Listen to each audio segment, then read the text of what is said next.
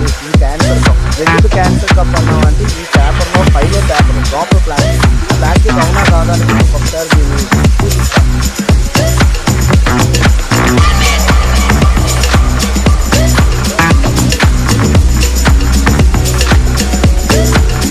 పైన పేపర్ అంతా పోయి లోపల ప్లాస్టిక్.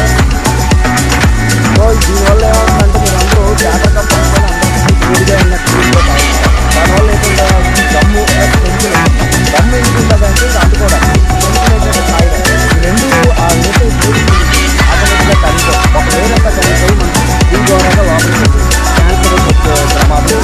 అందుకని ఏం చేస్తారంటే ఇలా నాన్ గ్లాస్తో టీ తాగడం ఆరోగ్యం, దీనితో తాగడం అనారోగ్యం. ఈ పేపర్ కప్పు కాదు క్యాన్సర్ కప్పు, ఇది ఆరోగ్యకరమైనటువంటి కాదు.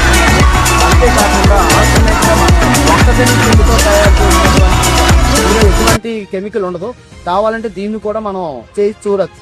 ఇందులో ఎటువంటి కెమికల్ ఉండదు. కేవలం మన మొక్కజొన్న పిండితో ఏదైతే చెడితో తయారైనటువంటి కప్పు ఇది వాడుకోవచ్చు.